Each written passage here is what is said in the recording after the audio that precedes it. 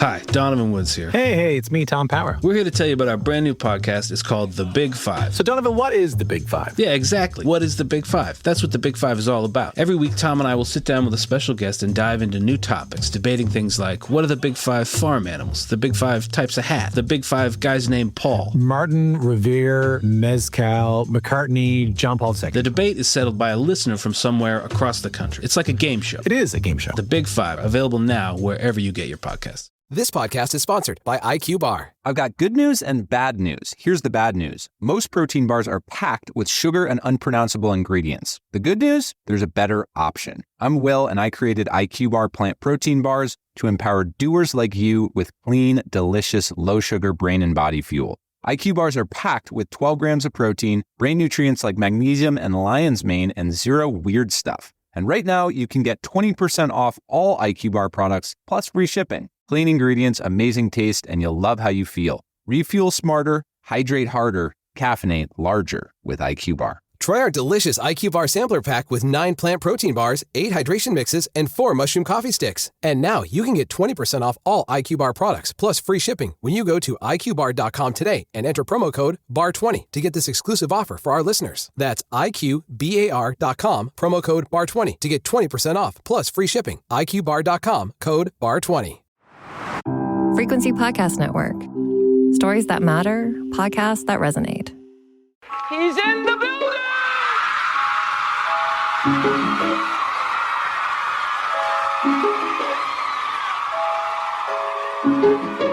Drink the moment. Drink it. I said empty your mind. Coquettish and coy. Ow. Ow. What? Yeah, there's people that are dying. The wickedly talented. More than great. It was historic. Crack is world. Oh, good for you. I have to apologize. One of the hottest. Hello, and welcome back to The Reheat, a podcast that re-examines the wildest celebrity news and scandals of yesteryear and asks, how would we react to the same events if they'd transpired today? I'm Sarah Sahigian. And I'm Steph Hassan, and this week is another hot off the press. You know the deal. We're going to run through a few quickie headlines. And you know what? The weather's heating up. God bless. We're headed into the summer, but that means the gossip is also heating up. Also, God bless. We are still over here celebrating the engagement of Zoe Kravitz and Harry Styles, which still shocks me, Sarah. Who knows if it will last? But God, good luck to those crazy kids. I'm thrilled for them. And I'm thrilled for Zoe, just like adding up the engagement rings. Girl, get them. Get them. You know what? Go for it. Be our modern Elizabeth Taylor. I love that for her. I said the same thing the other day. Now, Kate Middleton also embarked on a major milestone on May 13th. Her first overseas trip since she was diagnosed with cancer. In 2024, the Duchess of Cambridge was seen speaking Italian with young children at an official event. Dare I say, hot. I'm happy for her. This is really good news. And she's looking really great. You wouldn't even know that she was sick for a while, I'd say, Sarah. Yeah, no, she looks fabulous. Yeah. And the couple that gives us the ick more than almost any other, I'm sorry to share this with you, Scooter Braun and Sydney Sweeney, the MAGA couple of our time. Mm-hmm. They appear to be more in love than ever, oddly. Recently, they showed candid pictures of a loved-up trip to Australia. Now, they've been dating since September 2025. Sir, it's still hard for me to believe that this is anything more than a PR stunt. It's just so odd. I have to assume Sydney has a pretty wide pool to choose from. Why Scooter Braun? Why? Well, he is rich, but she just wants to marry a rich guy. There are men with much more money. I'm pretty sure Jeff Bezos would leave Lauren Sanchez for Sydney Sweeney. 100%. She could also have Elon Musk. I mean, I wouldn't want him. I don't want Bezos either, but she could take her pick of the MAGA billionaires, okay? Barron Trump. Yep. This is a choice for her. She clearly likes this man. Yeah, I think so too. It's interesting because everything is just consistently pointing to the idea that Sydney has no taste when it comes to men, when it comes to anything. Thank you. Movies. I tried to watch Christie this past weekend, Sarah, which was supposed to be like her big, I guess, Oscar baity biopic this year. It was not good. It was really not good. I don't know if you saw it, Sarah. I think it took us a long time to realize she's this problematic because early in her career, the roles she got were fairly progressive. I mean, I first saw her in The Handmaid's Tale, right? Yes. And I know she also did the first season of White Lotus, and she's actually pretty good, but it's because she's good at playing a spoiled, sullen teen, right? Which is not that hard to do. We've all been there. I know. This is what I've been struggling with. And I know this is one of our quickies, but gosh, I could do maybe we will do a whole episode on Sydney. But she was, I thought, and maybe I was blinded, but I thought she was very good in the beginning. Like she was good. I thought in Handmaids I didn't watch enough, but I also thought she was very good in this small HBO movie called Reality. That was incredible. And she was phenomenal in it. There was that horror movie she did involving the nuns that I thought she was really good in. I'm confused as to what's happened because as she's leaned MAGA, her acting has become quite horrible. I'm perplexed. Did you see that adaptation she did of Much Ado About Nothing, where she just can't even say the words, her lines? It's so weird. Glenn Powell was in it. God bless him. He's working very hard because he commits. No matter how bad the material is, he commits. He's like a male Kaley Cuoco. You can give him the worst stuff and he will show up to work and do a good job. Yes. But in their scenes together, it's like she can't even pronounce the words. And I know she can, but I'm like, did you just not memorize your lines, lady? Like, what is happening? Yeah. I did not watch that movie, but I love how you described Glenn Powell. It's so accurate. Yeah, you're right. I don't know what happened. And I also watched the newer one that she did with Amanda Seyfried because, of course, we love Amanda here at the Reheat, and she's terrible in it. And I just don't understand. It's almost like she's doing it intentionally. So what the hell has happened? It's like her brain has distilled. I don't get it. Anyway, maybe for a future dissection, we'll get deeper into it. But Sarah, take us away into the bigger headlines of the week. I'm curious what you got. Okay, time for the first topic we are going to attack in depth today. Okay, we've been dying to talk about this. What the F is going on with Blake Lively's legal battles? This legal battle between Blake Lively and her It Ends With Us director and co-star Justin Baldoni has been buying new Range Rovers for some of America's top attorneys since late 2024. Blake has accused Baldoni of sexual harassment, and for his part, Baldoni countersued for an astronomical, just unreasonable $400 million. Like, ridiculous. I'm not a lawyer. That's just my opinion as a human. Just $400 million for anything? No. I mean, I don't even think my life is worth $400 million. At one point, we even thought Taylor Swift would have to testify in these legal proceedings, but that didn't actually materialize, much to my chagrin. I think that would have been interesting. We did, however, get to read many of Blake Lively's texts to people, including Taylor Swift, and there was a lot of tea there. We've talked about that previously. Anyway, we recently found out that Baldoni and Blake have reached a settlement. And to many people, it's looking like the embattled former colleagues just agreed to disagree. Both camps are publicly claiming victory as we speak, but literally no money changed hands, and neither party admitted wrongdoing. Also, the settlement happened the day of the Met Gala. And then that's when it became official. Yeah. And Blake Lively was seen celebrating by attending the Met Gala. What I want to know is, did she feel like she couldn't go to the Met Gala unless she settled? I don't know. Was she somehow banned from attending if she was still in these legal proceedings? I'm very confused about that.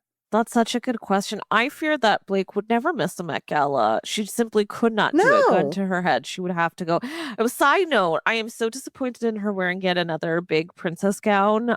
Girl, I know you have it in you. What has happened? I fear her style has really tipped over the wrong side of the room. Like, It Ends With Us, disaster.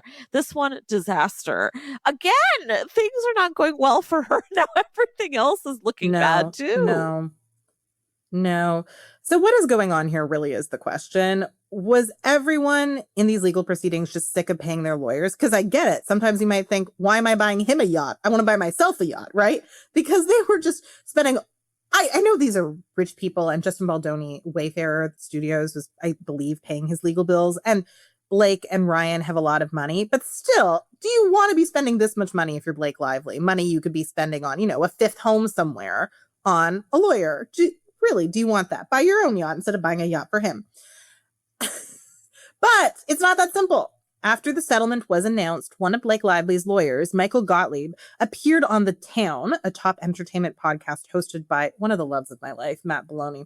Matt Belloni, I should say. Sorry, Matt. I butchered your name. I still love you. Basically, Gottlieb asserted that his client isn't giving up, but she is now turning her attention to a retaliatory lawsuit. Oh, boy. So this is very complicated, and I'm not sure, as I'm not an attorney, that I understand exactly what's happening. So if you are a lawyer, please write us and let me know if you have any clarity to offer. Sadav and I would both like to have that. So the attorney for Blake in this interview asserts that she has met the conditions for damages since she was branded a liar by Baldoni and Wayfarer Studios after she came out with her harassment claims.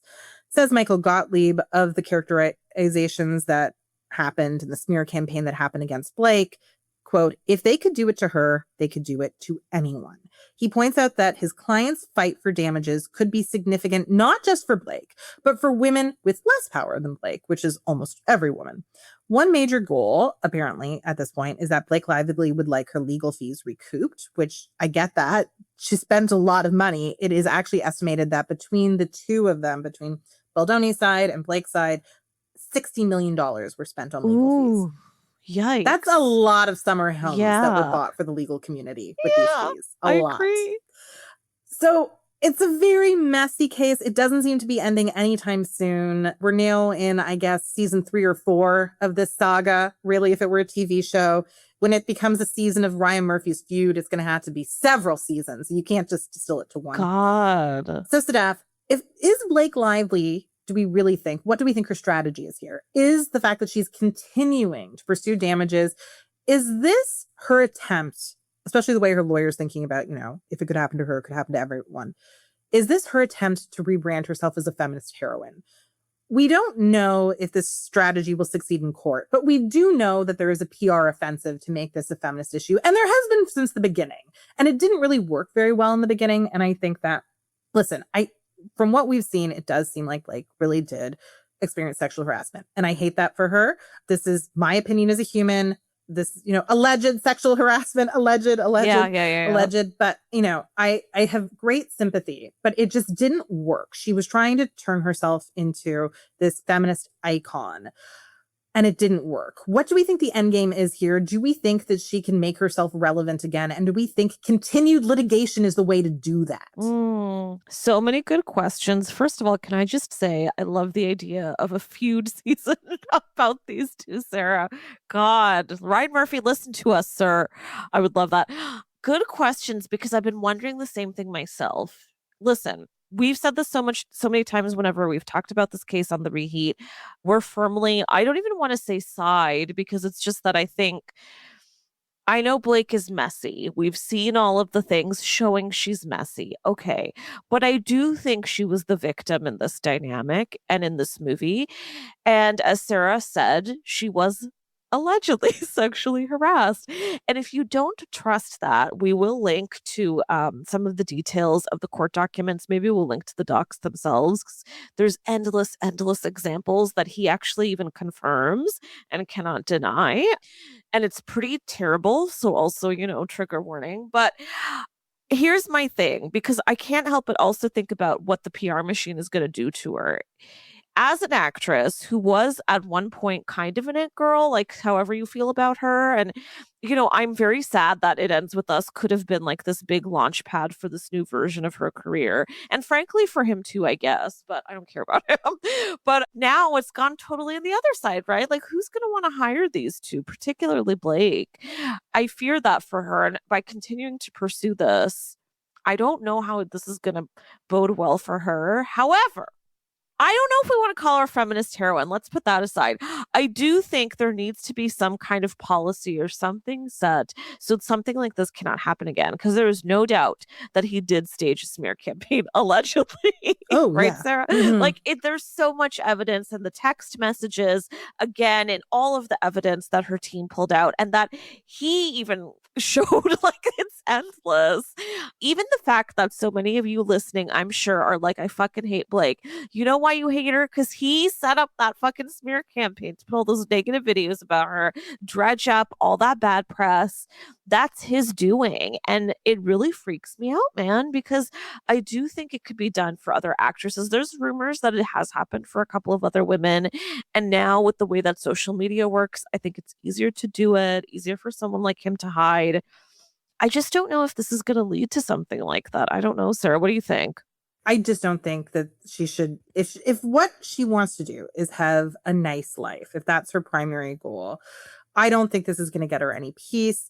And I mean, I do believe that she has become invested in this as a feminist struggle. And I don't know if that's because she genuinely believes that, or her lawyers want more money and are incepting her with this idea. Like, it could be both. It could be both, right? I really think in this case, the only people winning are the lawyers. I really do believe that. Here's my strategy for Blake. I mean, one, befriend Meghan Markle. I think that is going to work for you.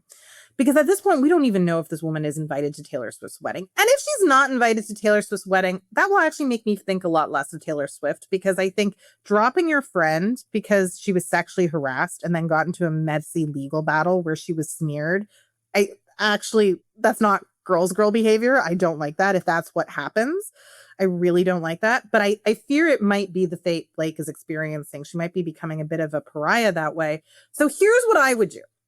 Despite having spent so much money on lawyers, she and her husband still have a lot of money. Now, here's how Blake's big problem is. I think people, for whatever reason, and I don't know why this is, have never seen her as a girl's girl. I think it goes back to her origins on Gossip Girl, where people just didn't like the character she was playing, right? They just saw her as just too entitled. She got everything without earning it. And people were Team Blair, right? And that's why people associate her with Serena van der Woodsen. It's not fair, but oftentimes that does happen. This is why I think so many people were ready to believe the smear campaign. So many people had been waiting for this forever. It's scary. Right? And I literally had moms at the park say to me, like, I've always been Team Leighton Meester. And I'm like, it's not a rivalry with Leighton Meester. I know. It's not a feud with her. Same, Sarah. You know what? I was always Team Leighton and Team Blake. Okay. You can be both. You can be both. Just like you can be Team Angelina and Team Jennifer. But anyway, that's neither here nor there. And I love all the moms of the park who are. We love you, moms. I love all of them. And I get it. And to an extent, like, I also hate the character of Serena van der Woodsen. Yeah. Who doesn't? It's a really annoying character. But having said that, here's, I think, Blake's path to salvation. And so, Blake, if you want to call me, I will give you a great deal on Price's PR. But I've thought a lot through this. Okay, so here's what you do. And I don't know if you can do this because the rights for this book are complicated. But the Blair book is coming out in 2027. Blake has a lot of money. Buy the rights, produce it for Leighton to be the star. Say, I'm doing this for my friend, pay her a record amount of money, and then say, I'll be a recurring character. Basically show I'm a girl's girl. Look, I'm going back to my roots, and I'm doing so in a way that is self-effacing.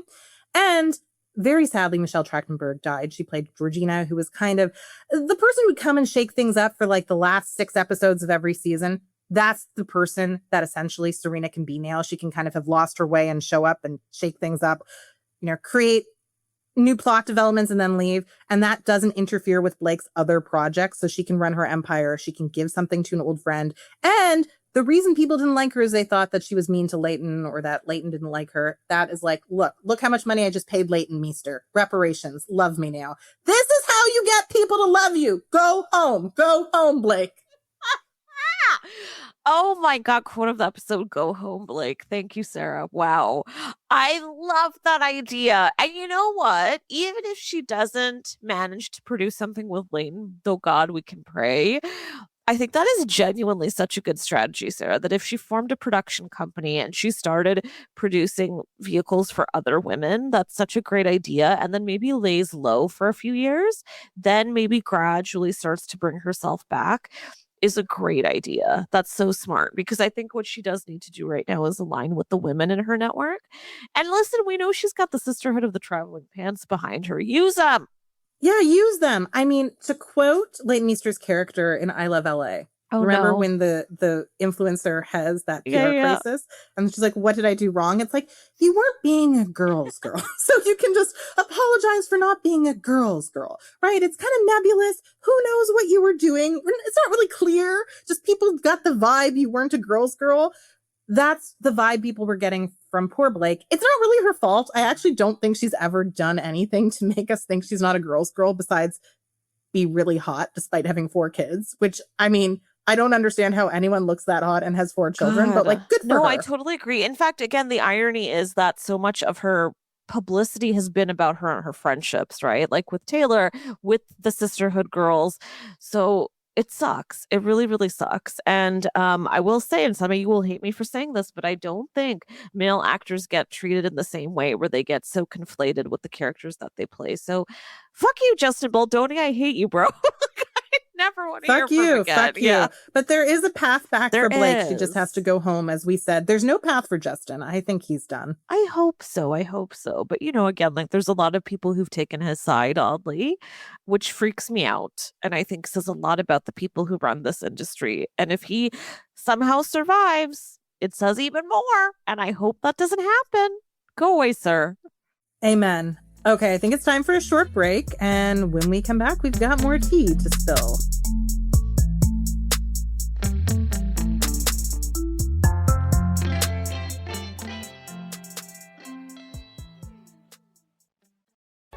Not so friendly reminder that your boss telling you you'll get the promotion next year isn't gonna fly at all. For all of the no fluff advice for getting ahead in your career without losing your mind, listen to Clock In with Emily Durham wherever you get your podcasts. This podcast is sponsored by IQ Bar. I've got good news and bad news. Here's the bad news. Most protein bars are packed with sugar and unpronounceable ingredients. The good news? There's a better option. I'm Will, and I created IQ Bar plant protein bars to empower doers like you with clean, delicious, low-sugar brain and body fuel. IQ bars are packed with 12 grams of protein, brain nutrients like magnesium and lion's mane, and zero weird stuff. And right now, you can get 20% off all IQ Bar products, plus free shipping. Clean ingredients, amazing taste, and you'll love how you feel. Refuel smarter, hydrate harder, caffeinate larger with IQ Bar. Try our delicious IQ Bar sampler pack with 9 plant protein bars, 8 hydration mixes, and 4 mushroom coffee sticks. And now you can get 20% off all IQ Bar products, plus free shipping when you go to iqbar.com today and enter promo code BAR20 to get this exclusive offer for our listeners. That's iqbar.com, promo code BAR20 to get 20% off, plus free shipping. iqbar.com, code BAR20. So you're running out of closet space. The good news? You don't need to stop shopping. You just need to start selling with The RealReal. The RealReal is the world's largest and most trusted resource for authenticated luxury resale. Whether it's that mini bag that can't even fit your phone or those boots you never fully broke in, The RealReal handles everything from photography and copywriting to shipping and pricing. So you can just sit back, get paid, and make room for things that actually feel like you.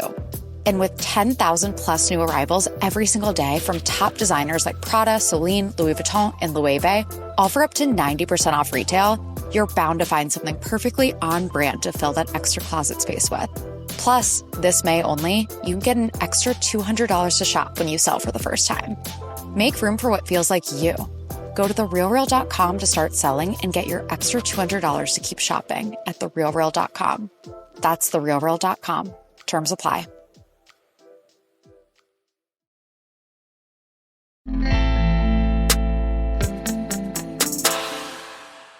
All right, guys, we're back. Now it's time to move on to our next topic. It's a little Pete Davidson news. He and model/actress Elsie Hewitt are reportedly living separate lives. If you remember, they recently had a child, Scotty Rose, I love that name, born in December. Now, we know breakups happen. We've covered so many, and they certainly happen for new parents too, unfortunately. But we also know that Pete has a pattern of falling hard and very fast before his relationships implode very aggressively. He even poked fun of this tendency on his sitcom Bupkis. So what do we think, Sarah? Will this hurt his career? I'm going to guess no, because I think this is also what keeps him in every headline and top of the tabloids is, hey, yet again, Pete has been with another woman, conquered another beautiful lady. And by the way, that's not my words. I know how a lot of people view it. And also, regardless of the reasons for this breakup, do we think he can continue his reign as so many women's quirky crush? I think that's a really fascinating question, because he somehow carried on like this endlessly, and I still know people who are like, yeah, I'd sleep with him. He has something evidently, and I think it may be charm, which we've also talked about on previous episodes, that when a man is charming, it seems that everyone is defenseless. Like, charm will get you everywhere. What do you think? Yeah, I mean, listen, sense of humor gets you lots of places. I think that's why all these women think he's hot, and they'll say he's physically hot. And listen, I'm not the arbiter of who's physically hot. I don't see it. To me, he seems just sickly. Like, he just seems like he needs a green juice and maybe like a good, hearty, balanced meal. Like, he just seems like he needs a good night's sleep. Warm shower, good night's sleep. Like, he just seems like he's not living a healthy life, right? He seems sickly. He looks very unclean, I'm sorry to say. You know, he looks like he should be working in the coal mines in Victorian England. Like, he has suffered. He has suffered a lot. And I know in some ways he has. I have a lot of sympathy for him. He had a hard childhood. His dad died in the 9/11 terrorist attacks. Like, absolutely. He's had a history of substance use disorder. I have a lot of sympathy for him. However, he seems to be just kind of a menace when it comes to his love life. And I think we now need to reckon with this because, okay, I don't know who broke this up. If it was him, that's ridiculous. You do not leave a woman 5 months after she has her child. There's literally nothing she can do. I don't care if she sleeps with your best friend. She's postpartum. Literally, you just have to chalk it up to hormones and like forgive and forget. So if he left her, it's over. If she left him, I also wonder what prompts you to do something as drastic as leave the father of your child a few months after giving birth. What did he do? Like, I just don't think there's a way we can spin this where he comes off looking like a good guy. Yeah, I completely agree. I am so horrified anytime we hear about a couple, famous or not, where they've just had a child or the woman in the partnership is actively pregnant. And I feel like I hear about these a lot lately. They break up or the dude walks out. I'm just like, really? Like you said, you couldn't stick around just for your child. So immediately I start side-eyeing the whole situation. I also fear, I not fear because I do feel like he's kind of hinted at this previously, but he's got some shit to deal with, right? And you touched on a few things, and clearly he's got some struggles when it comes to how he connects with women and how he approaches relationships. I don't know if he's in therapy. I hope he is. But sir, like at this point, I feel like we should all be in collective therapy with Pete. Like, let's all go together. I need answers. I need you to get some help. I need all the women in the world to know what's going on with you before they pursue you. Because again, this man has been with some of the most beautiful women. He was with Phoebe Dynevor. He was with Margaret Qualley as well? Yes. I'm not sure, but Kim In Kardashian. what world? He got so many tattoos for her. I mean, it's unbelievable. He's been, when you name it, he's been with her. And these women always usually only have good things to say too, which I also think is fascinating. My guess is that he comes on too strong. Maybe, Sarah, like maybe he does a little bit of love bombing. Maybe he gets so caught up in it, so wrapped up in it, and these women aren't moving at the same pace. I don't know. That's a complete guess. But something's going on.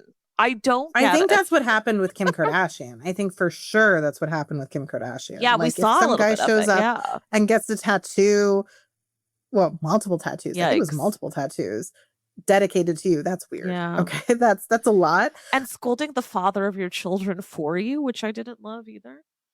I don't love it. No, I feel like he needs to just sort of sit back and figure out how to be a better partner. He, as you said, needs therapy. I would watch that show where he goes to therapy. So maybe that could be his next creative project, a podcast or a show. Or not. Esther.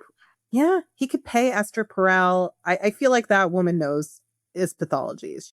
She could probably solve him in a minute. Paging couples therapy. Exactly. So that would be great. Hey, what if he has like a love addiction, Sarah? Not a sex addiction, but a love addiction. It's a real thing. I had a friend who had it. and was trying to work through it. Yeah. It's hard. It's hard because our society really encourages you to find love. And honestly, telling the difference between healthy love and bad love, it's a hard addiction to overcome. I don't know if this person ever did. I kind of lost touch with them. I hope they did. I wish the best for them. I should reach out to them. Anyway, that's neither here nor there. But yes, it's just, I wonder if his reputation is going to take a hit. Unfortunately, I don't think it will. I actually feel like men never suffer when they do these things. Well, you know why too? Because I feel like this didn't make very big news, which is surprising because, again, it is pretty wild.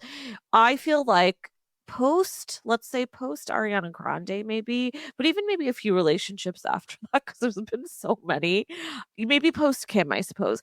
But it all seems to get swept under the rug, whoever his latest gal is. And I feel like that's partly because people are kind of just tired. Like, it's just not that interesting anymore. And so, oddly enough, people are bored by hearing about Pete's latest fling, that him leaving this woman while she's with child is just not making news anymore, which is insane, you know? Like, I want a timeline. I would like a count. I need to know how many women has it been now? Good Lord. It's been a lot. Take a break, Pete. Yeah, take a break. Take some time for yourself. Just be a dad. Find yourself. Just be a dad. Love yourself. Like, if he goes and then just has another child with another woman 6 months from now, which I fear is what might happen, then that will just sort of prove my worst fears. I know. This person, that he just can't take a beat. I kind of fear that too. Yeah, he needs to figure out what's wrong with him. I don't mean this in a mean way, but he needs to figure out what is causing him to get into these relationships so quickly but not stick with them, right? He needs to figure that out. Yeah. Yeah. Okay. Well, my fear too is like, and hey, I'm not making fun of addicts, but if you do have a love addiction and then having a child, I feel like would only amplify that feeling. He might go around having 100 more kids now. God. Oh, he's going to become the Elon Musk of comedy. I don't want another Nick Cannon. Yeah.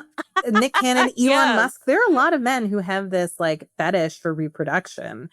And I feel like for a lot of them, it's just sexual, really. And also that they are narcissists and think they're better than everyone else and have good genes.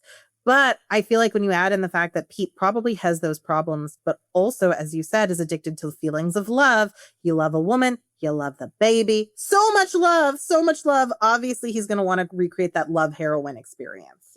Yeah, exactly. Yeah. Exactly. So, I don't know. I feel bad for his mom, who seems to be his protector in life. This is just a lot of work to have to do for your 30-something son. Yeah. I know he very much gives like I have still a lot of maturing to do. But may I say, on the other side of this is the kind of talk we really only ever have, at least on this kind of platform, about women. In some ways, I'm kind of refreshed to see a man who falls so head over heels so quickly. I'm like, just needs to love himself for a bit and date himself for a bit. Like, okay, Pete. Anyway, so shall we move on to our final headline? Yes, absolutely. So it is time to check in on season 4 of White Lotus. I was elated when one of my all-time favorites, Helena Bonham Carter, was cast on the upcoming season of Mike White's critically acclaimed show. But sadly, Helena Bonham Carter has been ousted from the season, which will be set in France. Her replacement is Oscar winner Laura Dern. So, I mean, I'm sure the acting will be great. The acting won't suffer. Of course. But the reasons for my dear Helena's replacement unsettle me. According to a source cited in a Dumois article, so take that as you will, but no, Helena and Mike White were, quote, essentially at odds from the start. There is some suggestion that Mike White desired a more, quote, boisterous performance than what Helena was giving, and the departure occurred approximately 1 week into filming. So, we already know that Mike White exercises extreme creative control over this series. He writes and directs each episode and famously doesn't care what the actors think about his storylines. One example is Jennifer Coolidge has said she was, quote, bummed at the way her character's storyline ended because it is kind of an embarrassing death. She was killed off in season 2. She said she was hoping for a different outcome. It really didn't seem like Mike White cared at all. He went on TV No, it wasn't TV. I think it was a podcast. I heard him redescribed as a derpy death, and he kind of thought it was funny. So he doesn't really care what the actors think. It is funny, though. It is. No, it's so funny. And I agree. On one level, I'm like, yes, you are the auteur. You shouldn't care about the vanity of the actors. But is also an interesting question. How long can you continue doing great work if you're not opening to any sort of collaboration, right? We're both fans of White Lotus. Yes, true. But the series is showing signs of weakening. For example, Mike White keeps injecting implausible murders into each season as the primary means of creating dramatic tension. Seriously, who is still paying $1,800 a night to stay at these murder-ridden hotels, this murder-ridden hotel chain, when there is likely a Ritz-Carlton or a Rosewood down the street, right? Like, rich people are not stupid, right? Why would they pay this much money to stay at the murder hotel? Unless that's part of the attraction. And in season 4, maybe that is the attraction. Like, it's the purge, and that's why we're staying here. You know, we like murder. Given the creative tension with one of the season's highest profile casting decisions, who was Helena, and Mike White's over-reliance on murder as a plot mechanism, do we think that the show can stay strong for long? Do we think season 4 is going to be good, or do we think it might just be a little bit tired? Like, has the time come to wrap up this series? God, you know what? I'm one of those people who, like, give me 100 White Lotuses. I'm happy to keep watching it forever, and I will always just eat it up. I feel like, and you know what? If we were talking about any other creator, I would probably say, you're so right, Sarah. He should be more open to collaboration. He should change his ways, but I just trust this man so deeply. I want him to write the rest of my life trajectory. Like, I think he's so funny, and just the fact alone that he is a former Survivor contestant, I'm like, this is a hilarious individual. He can do whatever he wants. I do have to say, the fact that the rumors being that he wanted a more boisterous performance from Helena Bonham Carter, of all people, that woman is never not boisterous, right? Like, what could he possibly wanted? And is the character being rewritten a bit for Laura Dern? Because Laura Dern is also, she can certainly be boisterous, but they're different in that way. Like, I wouldn't see Laura ever being someone who could replace Helena, you know? Like, and I love Laura. I'm also intrigued because I don't know if a lot of people know this, but she played a character in a previous season. She was the wife of a character. She was only heard on the phone, though, so I don't know if she'll play the same one. But I think it's great we get her. I'm disappointed we don't get Helena. I thought that would have been so fun. I am thrilled by the rest of the new cast. We've got Kumail Nanjiani, which is exciting to see a South Asian on the cast. We've got Max Greenfield, who I'm always happy love to see. him. So many others I'm forgetting. Yeah.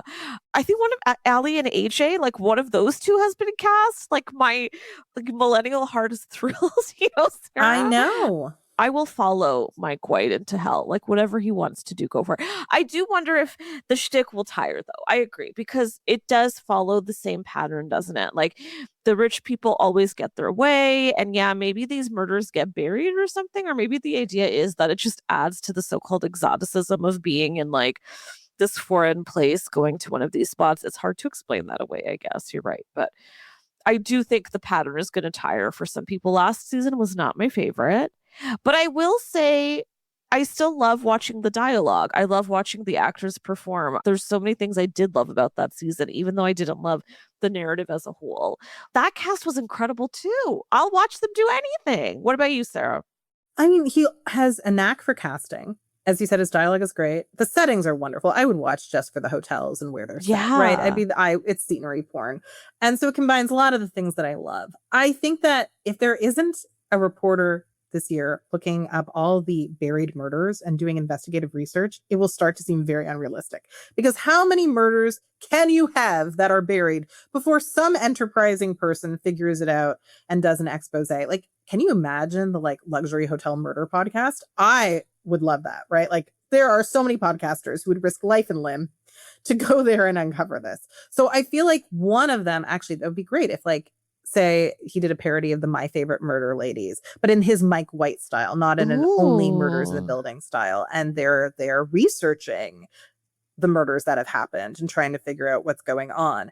It needs to be a little bit more self-aware, because we just can't have this much murder. I'm okay with other crimes, and that's kind of what I thought would happen at the beginning, that there would always be some sort of crime. But I feel like you could have financial crimes. We kind of had that in season 3. It just wasn't the central crime was the murder again, a double murder. And then I feel like you could have sexual assault, like all sorts of things could go wrong. It can be, yes, look at how depraved the rich are, look at how they get away with their crimes. But I just feel like it's too repetitive at this point. And murder is just a harder crime to cover up than other more insidious crimes, right? It is much easier for rich people to cover up their financial crimes, and even sexual assault, like so much easier. So it's just, this is why I'm just thinking, if you are exercising this much creative control and you're always coming up with, there's a murder, that's the MacGuffin, there's a murder, there's a murder. There's no shame in having a writer's room, right? There's no shame. And this is a thing that I think men often feel like, oh, I can't collaborate. This is why Christopher Nolan, some of his movies are great and some of them are very misguided.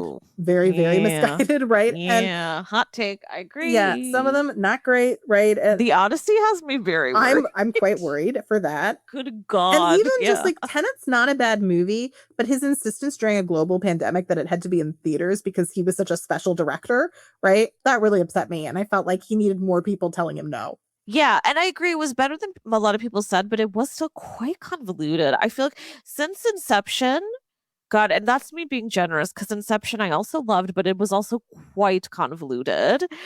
I don't know, man. I was saying to a friend the other day, it's kind of like he's a little boy who was given like billions of dollars to do whatever he wants, and he's having the dreams of a little boy. Like, sorry to say it, I know we're going off track here, but the Odyssey looks ludicrous, and I love the cast. And when Christopher Nolan gets it right, he gets it really right. But good lord, it looks like a mess. Anyway.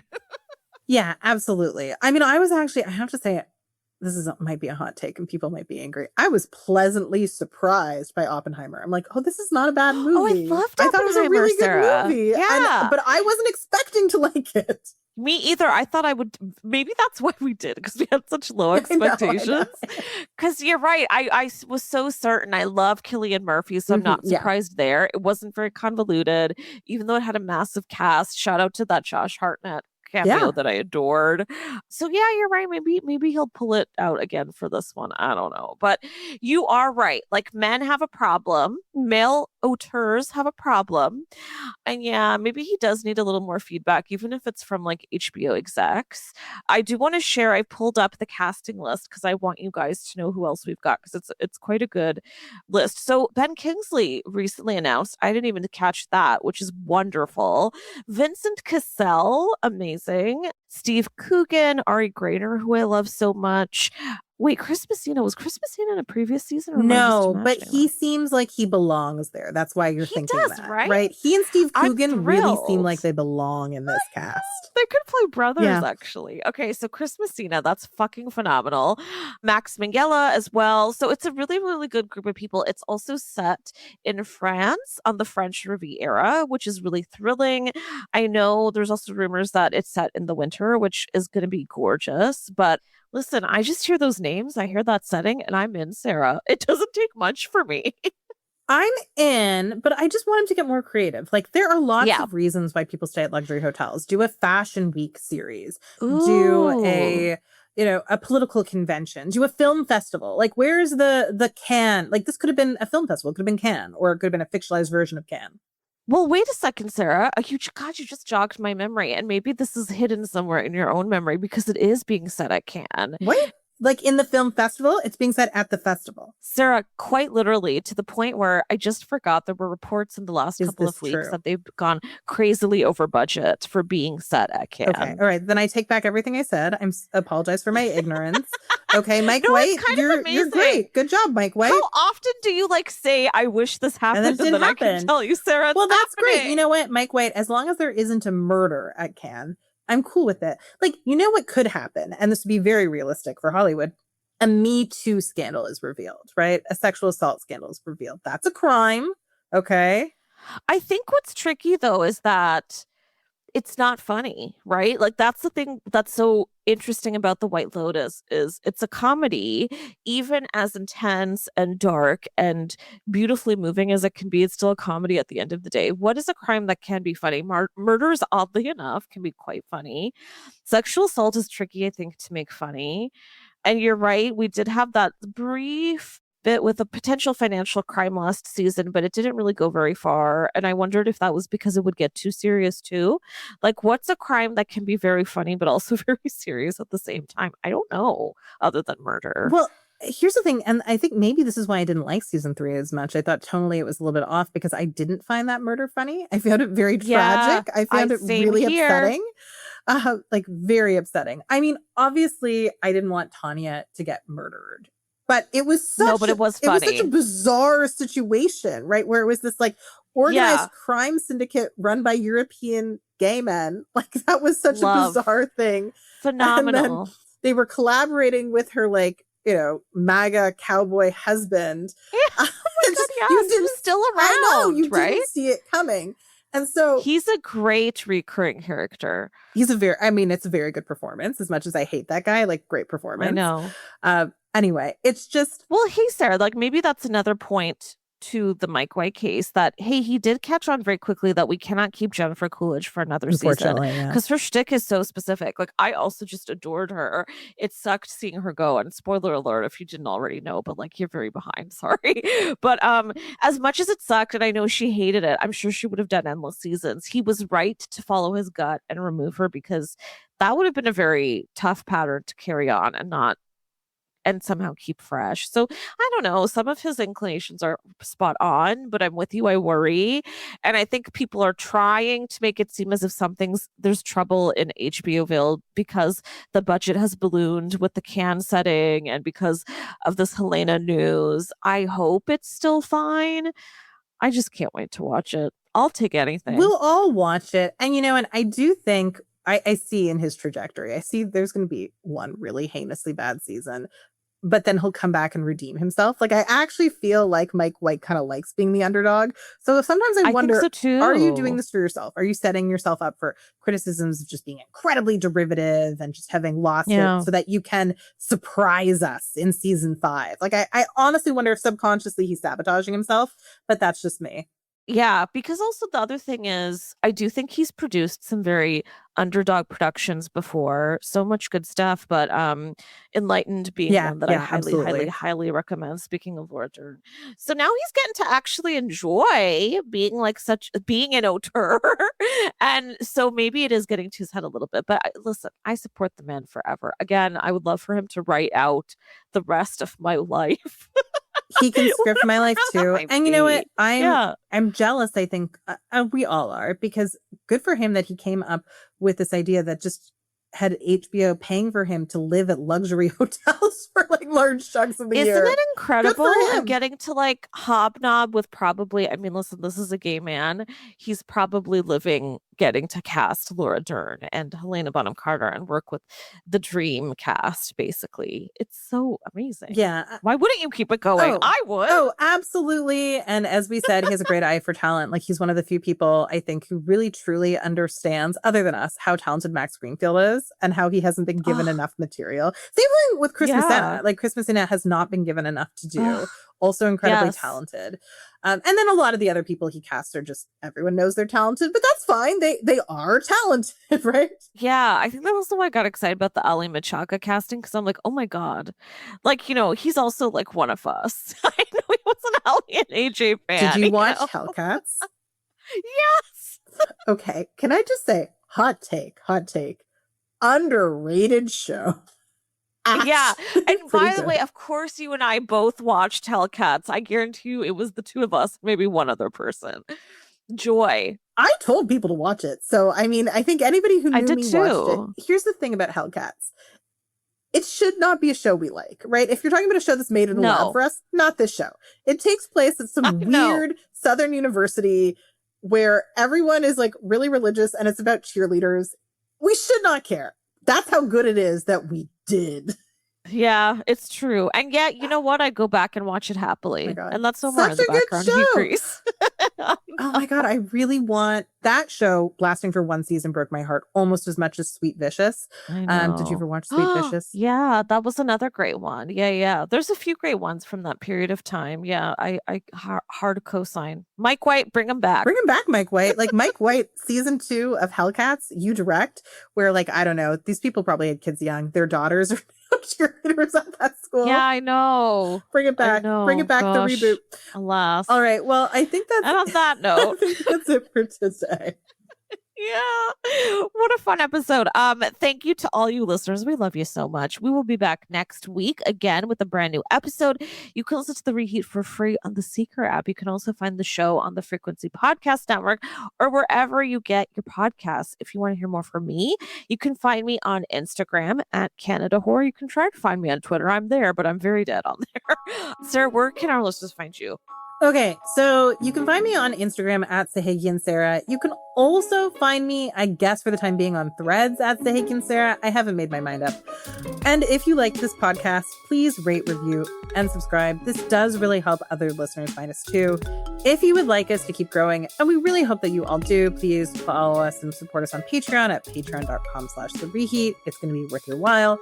So thank you so much and have a great week. Bye.